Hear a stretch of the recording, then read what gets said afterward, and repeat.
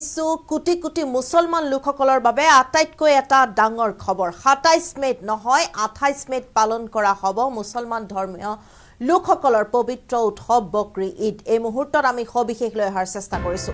আটাইতকৈ ডাঙৰ খবৰ মুছলমান ধৰ্মীয় লোকসকলৰ বাবে কোটি কোটি মুছলমান লোকৰ বাবে এটা ডাঙৰ খবৰ জনাই যোৱাৰ চেষ্টা কৰিছো। ভাৰতত বকৰি ঈদ পালন কৰা হ'ব ২৮ মেত। এই মুহূৰ্তৰ আটাইতকৈ ডাঙৰ খবৰ মৌলানা খালিদ ৰছিদ ফাৰাঙ্গী মাহলিৰ এই ঘোষণা। এই মুহূৰ্তত আমি জনাই গৈছো প্ৰতিগৰাকী দৰ্শকক দেওবাৰে জুন নেদেখাৰ বাবে ২৭ মেত নহয় বকৰি ঈদ পালন কৰা হ'ব ২৮ মেত। কোটি কোটি মুছলমান লোকৰ বাবে এয়া অত্যন্ত এটা গুৰুত্বপূৰ্ণ খবৰ।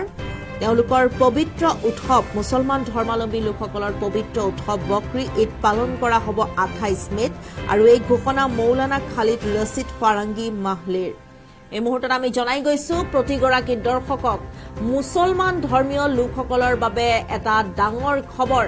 দেওবাৰে জুন নেদেখাৰ বাবে ঈদ পালন কৰা হ'ব বকৰি ঈদ পালন কৰা হ'ব ২৮ মেত। এই ঘোষণা কৰিছে এতিয়া মৌলানা খালিদ ৰছিদ ফাৰাঙ্গী মাহলিৰ। আমি সবিশেষ জনাই গৈছো প্ৰতিগৰাকী দৰ্শকক আটাইতকৈ ডাঙৰ খবৰ যে কোটি কোটি মুছলমান ধৰ্মাৱলম্বী লোকসকলৰ বাবে অত্যন্ত এটা ডাঙৰ গুৰুত্বপূৰ্ণ খবৰ। ২৭ মেত নহয় ভাৰতত বকৰি ঈদ পালন কৰা হ'ব ২৮ মেত। দেওবাৰে জুন নেদেখাৰ বাবে ২৮ মেত পালন কৰা হ'ব বকৰি ঈদ। ভাৰতত ২৮ মেত পালন কৰা হ'ব বকৰি ঈদ মুছলমান ধৰ্মীয় লোকসকলৰ বাবে এটা ডাঙৰ খবৰ। মৌলানা খালিদ ৰছিদ ফাৰাঙ্গী মাহলিৰ এই ঘোষণা আমি জনাই যোৱাৰ চেষ্টা কৰিছো প্ৰতিগৰাকী দৰ্শকক। ঈদ উল আজহাৰ জুন দেখা নগ'ল দেওবাৰে জুন নেদেখাৰ বাবে এতিয়া ২৮ মেত পালন কৰা হ'ব Bakri Eid. Islamic centre of India আৰু মাৰ্কাজী চান্দ কমিটিৰ এই বৃহৎ ঘোষণা। সবিশেষ জনাই গৈছো প্ৰতিগৰাকী দৰ্শকক দেশৰ কোটি কোটি মুছলমান ধৰ্মীয় লোকসকলৰ বাবে আটাইতকৈ ডাঙৰ খবৰ। ভাৰতত ২৮ মেতহে পালন কৰা হ'ব বকৰি ঈদ। দেওবাৰে জুন নেদেখাৰ বাবেই এতিয়া ২৭ মেত নহয় ২৮ মেত পালন কৰা হ'ব বকৰি ঈদ। আমি এই মুহূৰ্তত সবিশেষ জনাই গৈছো প্ৰতিগৰাকী দৰ্শকক কোটি কোটি মুছলমান লোকসকলৰ বাবে অত্যন্ত এটা গুৰুত্বপূৰ্ণ খবৰ। ভাৰতত বকৰি ঈদ পালন কৰা হ'ব ২৮ মেত।